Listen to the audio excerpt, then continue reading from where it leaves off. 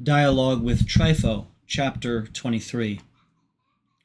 But if we do not admit this, we shall be liable to fall into foolish opinions, as if it were not the same God who existed in the times of Enoch and all the rest, who neither were circumcised after the flesh, nor observed Sabbaths, nor any other rites, seeing that Moses enjoined such observances, or that God has not wished each race of mankind continually to perform the same righteous actions, to admit which seems to be ridiculous and absurd. Therefore we must confess that he, who is ever the same, has commanded these and such like institutions on account of sinful men, and we must declare him to be benevolent, foreknowing, needing nothing, righteous and good. But if this be not so, tell me, sir, what you think of those matters which we are investigating. And when no one responded, I continued, Wherefore, Trypho, I will proclaim to you, and to those who wish to become proselytes, the divine message which I heard from that man. Do you see that the elements are not idle, and keep no Sabbaths? Remain as you were born.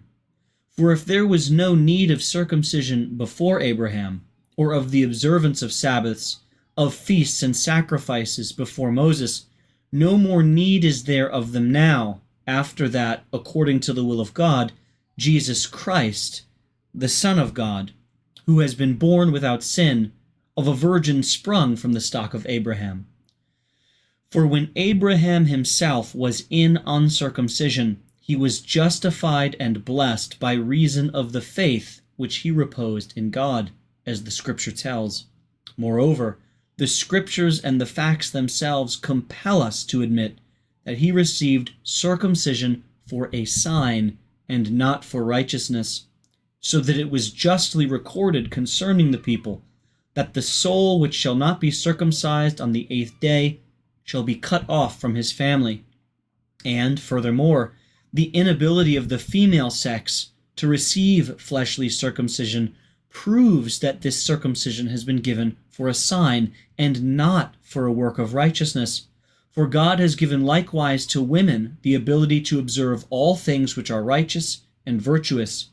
But we see that the bodily form of the male has been made different from the bodily form of the female.